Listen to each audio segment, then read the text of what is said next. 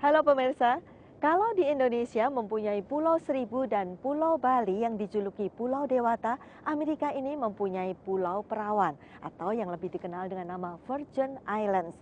Nah, dalam keliling Amerika kali ini bersama saya Puspita Sariwati kembali akan mengajak Anda berwisata sambil mengenal alam, sejarah dan budaya pulau-pulau yang terletak di Laut Karibia ini.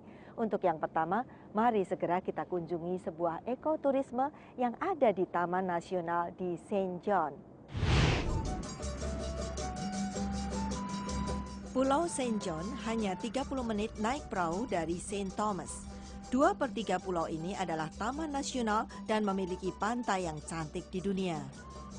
Di samping ada teluk yang tenang di Taman Nasional Saint John, ada juga tujuan wisata. Tetapi untuk ke sana, Anda harus menyibak di antara rerumputan. Teluk Maho terkenal dengan apa yang disebut ekoturisme. Kita berada di 5,6 hektar lahan. Ada 10 pondok di lahan 45,6 hektar dari puncak gunung sampai ke pesisir pantai. Setiap unit dibangun dengan metode bangunan yang peka terhadap lingkungan sekitarnya.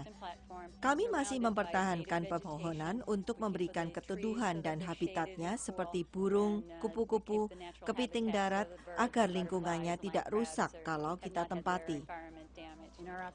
Dalam pelaksanaannya, kami mendaur ulang gelas, kaleng, dan plastik. Sekarang kami mempunyai pusat kesenian yang menggunakan bahan seperti kertas, botol bir dalam restoran yang diubah menjadi tiupan gelas dan juga program kesenian lain. Berapa banyak botol bir di tungku perapian? Tungku perapian bisa menampung 80 kg, ya kira-kira sebanyak 7 kotak bir. Jadi kami benar-benar menyarankan tamu-tamu kami untuk minum bir di sini.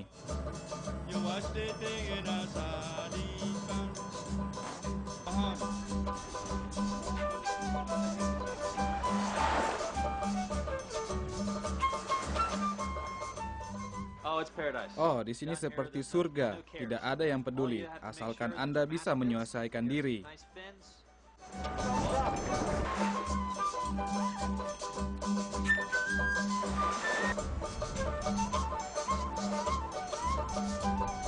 Bekas perkebunan tebu bisa ditemukan di seluruh pulau ini, tetapi di puncak Saint John adalah tempat penggilingan yang dipelihara secara baik. Keindahan tempat ini menyembunyikan kenyataan bahwa perkebunan ini menjadi alasan kenapa banyak budak-budak dibawa dari Afrika ke Amerika. Pulau terbesar adalah Saint Croix, lebih datar daripada pulau lainnya. Ini perpaduan antara liarnya pemandangan alam dan pantai pasir putih dan rumah-rumah yang menggambarkan Karibia.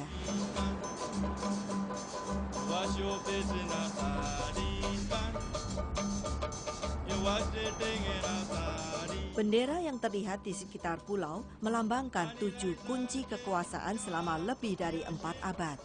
Setiap koloni meninggalkan beberapa pengaruh di setiap pulau. Saint Croix adalah rahasia Karibia yang mengingatkan saya pada Irlandia. Sepanjang tahun dengan keindahan dan juga cuacanya tidak terlalu panas. Saint Thomas seperti biasa menjadi tujuan utama, tetapi Saint Croix saya pikir mempunyai daya tarik tersendiri. Sebenarnya ada 2 kepulauan Virgin, milik Inggris dan milik Amerika. Kepulauan Virgin milik Inggris atau The British Virgin Islands terdiri dari 50 pulau-pulau kecil, hanya 16 pulau yang dihuni. Pulau terbesar adalah Tortola, Virgin Gorda, Anegada, dan Jost Van Dyke. Ibu kota dan kota terbesar di pulau-pulau ini, Road Town, yang terletak di Tortola. Kepulauan Virgin Amerika atau di US Virgin Islands terdiri dari 3 pulau utama, Saint John, Saint Croix, dan Saint Thomas yang terletak di antara Samudra Atlantik dan Laut Karibia, 90 km dari Puerto Rico. Selain Saint John dengan ekoturismenya, Saint Croix juga memiliki daya tarik tersendiri. Apa itu? Ikutilah wisatanya sesudah yang satu ini.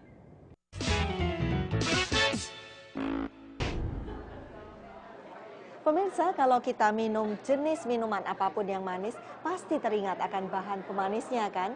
Gula yang dihasilkan dari tebu.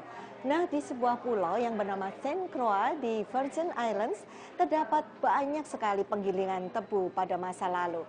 Tapi apakah tanaman penghasil gula ini masih ada hingga sekarang? Yuk, mari kita lihat saja sambil berwisata ke Pulau Saint Croix. Saint Croix pernah memiliki industri gula terbesar di Kepulauan Virgin, Amerika Serikat. Ada lebih dari 300 penggilingan dan perkebunan gula tersebar di pulau ini. Ladang ini sudah lama hilang. Namun ada sebuah keluarga yang menjaga tradisi ini agar tetap hidup. Kira-kira terdapat 200 penggilingan gula tebu saat itu. Hasil utamanya biasa mereka sebut emas cair. Saat ini tebu di pulau ini menghilang. Anda tahu tebu ada sejak zaman perbudakan hingga kini. Ini menjadi tumbuhan unik di pulau ini sekarang, karena kami satu-satunya yang masih menanamnya di tanah seluas 12.000 meter persegi ini. Saya mengelolanya untuk bisnis. Sekarang saya sedang membersihkannya untuk siap diproduksi dan menjualnya ke konsumen. Sejauh ini, tebu adalah bisnis yang bagus. Tentu saja, saya harus membuatnya bagus, karena ini adalah mata pencaharian saya. So far right now, it's a good business. I happy about it. It's my job too. I support my family. It's very delicious.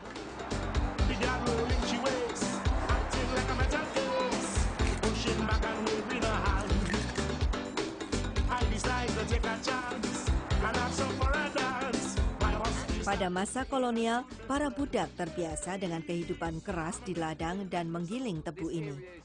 Daerah ini disebut perkebunan Gunung Kemenangan. Di sebelah sana, pabrik penggilingan. Sedangkan ini adalah gudang tempat menyimpan barang jadi. Semak belukar, tanaman dan pepohonan jarang diketahui berkhasiat untuk obat. Ras Lumumba bertugas menyampaikan rahasia ini melalui wisata ekosistem yang unik di pulau ini. Dulu, para wanita yang biasa disebut wanita semak bertanggung jawab atas para budak dan pemilik perkebunan yang berkewajiban membuat semua yang bekerja di sana tetap sehat. Orang-orang di sini menggunakan tanaman yang bisa dijadikan obat. Tumbuhan ini berkembang biak ketika bijinya jatuh ke tanah, tumbuh menjadi tanaman baru. Jika suatu daerah tidak mempunyai tanaman ini, wanita semak akan menanamnya. Lalu dia menggunakan tanaman ini dan membiarkannya hingga berbiji. Karena itulah, ketika Anda datang ke sini, Anda dapat menyaksikan semua tanaman obat yang digunakan 300 tahun lalu. Bahkan masih ada hingga kini. Ini adalah manbedoman yang digunakan orang untuk menambah sel darah merah atau hemoglobin. We will use it as a preventative to prevent us from getting the influenza, the cold, and then the fevers, and then whenever we get... Orang Karibia disebut sebagai ahli obat. Kami menggunakan tanaman obat ini untuk pencegahan flu dan demam. Ketika sakit, kami akan mengambil, mengeringkan, dan meminumnya. Biji merah muda ini digunakan seperti gula. Orang Karibia membawanya ke sini sebagai pemanis minuman teh mereka. Saya punya cerita ketika saya meminta uang pada ayah untuk membeli gula-gula. Ia bilang anak laki-laki dulu akan memanjat pohon gula-gula untuk mendapat gula-gula. Ini adalah buah soso dan kita akan membelahnya. Sangat manis. It's a very sweet fruit.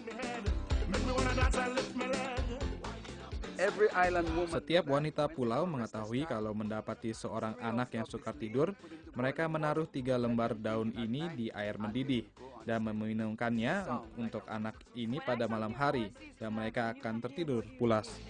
I saw a pharmacy, medicine all around the place. Dari tanaman tebu dan tanaman yang berkhasiat, kita beralih ke makanan khas di pulau itu. Juga budayanya melalui karnaval ala Karibia. Untuk itu, jangan beranjak dari tempat duduk Anda.